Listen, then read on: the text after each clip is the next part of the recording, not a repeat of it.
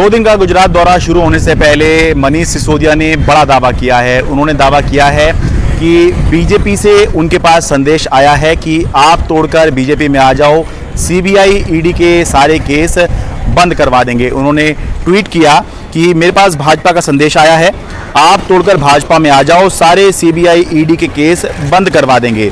मेरा भाजपा को जवाब, मैं महाराणा प्रताप का वंशज हूँ, राजपूत हूँ, सर कटा लूँगा लेकिन भ्रष्टाचारियों षड्यंत्रकारियों के सामने झुकूंगा नहीं। मेरे खिलाफ सारे केस झूठे हैं, जो करना है कर लो।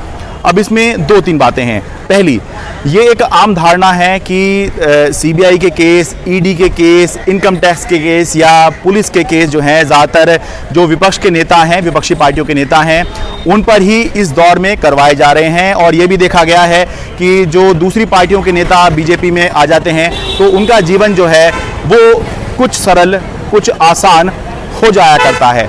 लेकिन मनीष सिसोदिया किस आधार पर ये दावा कर रहे हैं और इतना बड़ा दावा कर रहे हैं कि बीजेपी उनको एक तरह से ऑफर दे रही है कि आम आदमी पार्टी छोड़कर आप बीजेपी में आ जाओ, तो इसका आधार क्या है? ये जब गुजरात दौरे में वो मीडिया के सामने आएंगे तो उनसे ये सवाल रहेगा। लेकिन एक बात ये भी है कि मनीष सिसोदिया हैं या आम आदमी पार्टी हैं, ये दोनों की इनकी पहचान जो है वो जातिगत राजनीति के लिए नहीं की जाती। मनीष सिसोदिया कह रहे हैं कि मैं राजपूत हूँ, तो मेरे ख्याल से उनको ये बातें कहने से बचना चाहिए था, क्योंकि अब जब वो ये बातें कर रहे हैं तो उनके ऊपर ये भी आरोप लगेंगे कि अब वो खुद जो शिक्षा स्वास्थ्य की राजनीति की बात करते थे, काम की राजनीति की बात करते थे, क्या आम आदमी पार्टी अब जो है, मनीष सिसोदिया अब जो हैं वो जाति की राजनीति पर आ गए हैं, जो उनको बताना पड़ रहा है कि मैं राजपूत हूँ।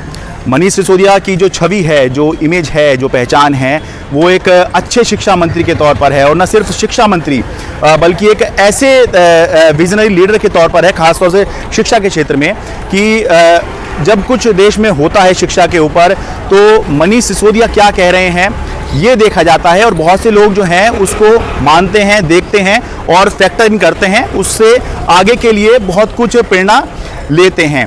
तो मनीष सिसोदिया जो शिक्षा मंत्री के तौर पर जाने जाते हैं, बावजूद इसके कि उनके पास इससे भी बड़ा डिपार्टमेंट है, फाइनेंस डिपार्टमेंट, वित्त डिपार्टमेंट, ये सबसे बड़ा डिपार्टमेंट होता है, क्योंकि यही पूरी सरकार चलाता है। किस विभाग में कितना पैसा जाएगा, किसको क्या एलोकेट होगा, ये फाइनेंस डिपार्टमेंट तय करता है। इतना बड़ा डिपार्टमेंट होते हुए अगर मनीष सिसोदिया की पहचान शिक्षा मंत्री के तौर पर है तो तब मेरे ख्याल से अगर वो अपने राजपूत होने की बात बता रहे हैं तो सवाल उठेंगे कि क्या अब वो जो अपनी राजनीति है उसका ट्रैक जो है वो कुछ चेंज कर रहे हैं।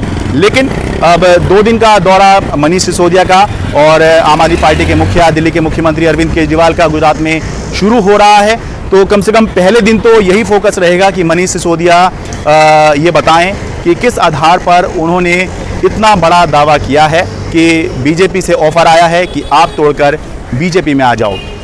अहमदाबाद से अपने कैमरा सहयोगी अश्विनी मेहरा के साथ मैं शरद शर्मा, एनडीटीवी इंडिया।